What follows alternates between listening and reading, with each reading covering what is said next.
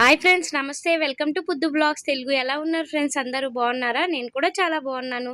ఇంకొక కొత్త వీడియోతో మీ ముందుకు అయితే వచ్చేసాను ఫ్రెండ్స్. ఈరోజు అయితే ఉండరాల పాయసం, అదే పప్పు ఉండలు, అవి ఎట్లా చేయాలనేది ఈ వీడియోలో మీకు చూపిస్తాను. మీరు కూడా ట్రై చేయండి, చాలా టేస్టీగా అయితే వస్తుంది.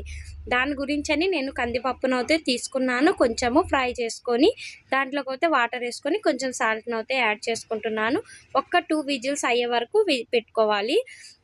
విజిల్స్ అవ్వగానే దాన్నైతే విజిల్ అయితే పెట్టేసి పక్కనైతే పెట్టేసుకోవాలి.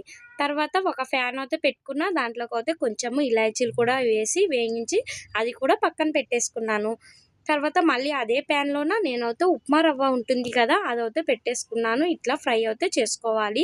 నిదానంగా సిమ్‌లో పెట్టుకొని కొంచెము ఫ్రై చేసుకోవాలి. దీంట్లో ఆయిల్ ఏమి ఇప్పుడు వేయాల్సిన అవసరం ఏం లేదు. అది కొద్దిసేపు ఫ్రై అయినాక దాంట్లోకైతే ఇట్లా వాటర్ అయితే యాడ్ చేసుకోవాలి.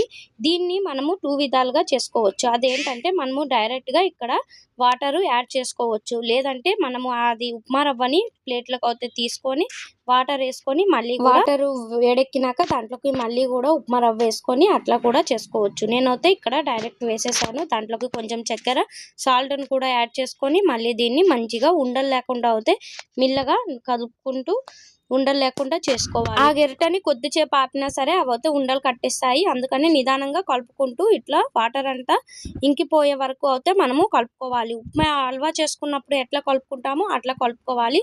ఇదైతే చాలా మెత్తగా సాఫ్ట్‌గా వస్తుంది. అప్పుడే మనకు ఉండ అయితే చాలా టేస్టీగా అయితే వస్తుంది. ఇక్కడైతే అది చల్లారే వరకు చూసి దాని తర్వాత నేనైతే ఉండలు అయితే చుట్టుకుంటున్నాను.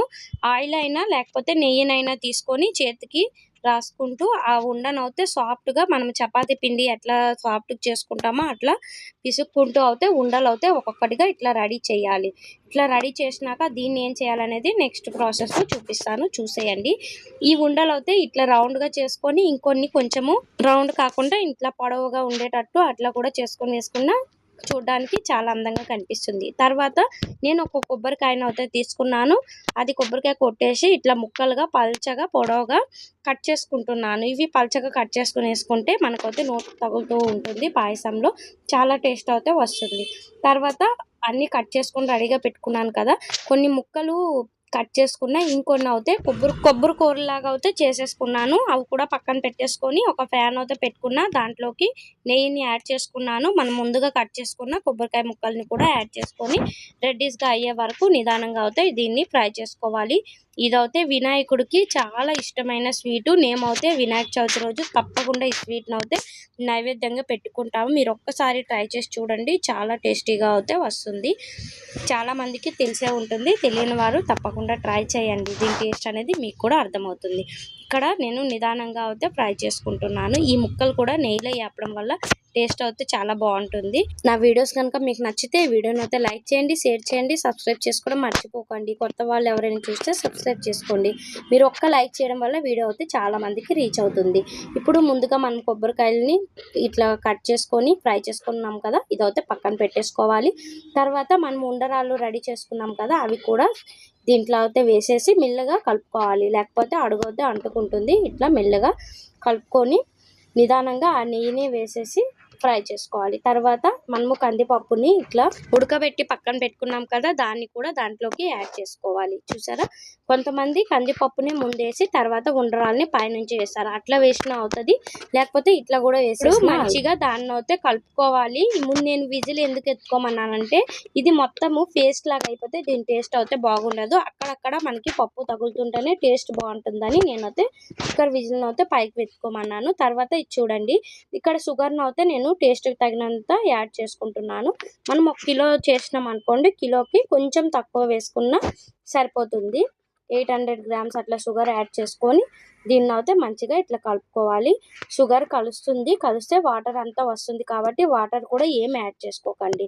తర్వాత ముందుగా మనం ఫ్రై చేసిన కొబ్బరి ముక్కల్ని కూడా దాంట్లోకి యాడ్ చేసుకోవాలి. ఇది కొద్దిసేపు అయినాక చూడండి, ఆ చక్కెర ఆ పప్పులో మొత్తం కరగడం వల్ల అదైతే చాలా మంచిగా వస్తుంది, పాకంలాగా అయితే వచ్చేస్తుంది. తర్వాత కొబ్బరి కూర ఉంటుంది కదా, అది కూడా యాడ్ చేసుకొని కలుపుకోవాలి. ఈ ఉండరాళ్ళలోకి ఇట్లా కొబ్బరికాయని 2 విధాలుగా వేయడం వల్ల టేస్ట్ అయితే చాలా బాగా వస్తుంది. అందుకని నేనైతే 2 విధాలుగా వేసుకుంటాను ఎప్పుడు కూడాను. ఇదైతే మన తాత ముత్తాతల కాలం నుంచి వచ్చిన పాయసం అనే చెప్పుకోవాలి. తర్వాత దాంట్లోకి నేను కొంచెం అయితే తేజ్పత్తా ఆకు అంటారు కదా, అది కూడా యాడ్ చేసుకున్నాను. ఇప్పుడు చూడండి షుగర్ కరగడం వల్ల అదైతే వాటర్ లాగా అయితే వచ్చేస్తుంది చూసారా. దాంట్లోకి కొంచెం ఇలాచీ పౌడర్ ఉంది, అది కూడా యాడ్ చేసుకున్నాను. మనం ఫ్రై చేసుకున్నాం కదా, దాన్ని పౌడర్ చేసి యాడ్ చేసుకున్నాను. ఇట్లా కలుపుతుంటే మెల్లమెల్లగా ఉడుకుతుంది. పప్పునైతే ఎప్పుడు కూడా మెత్తగా అయితే పేస్ట్ లాగా అయితే చేసుకోవద్దు, టేస్ట్ అయితే బాగుండదు. అందుకని ముక్కలు ముక్కలుగానే కొంచెం ఉంచుకోవాలి.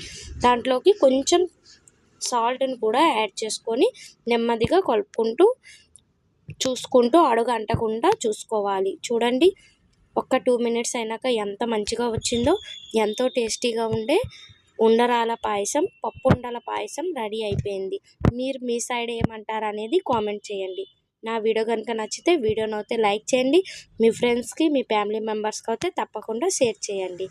ఇలాంటి ఎన్నో వీడియోస్తో మీ ముందుకు అయితే వచ్చేస్తాను. ఈ ఉండరాల పాయసాన్ని అయితే పిల్లలు కూడా చాలా ఇష్టంగా అయితే తినేస్తారు.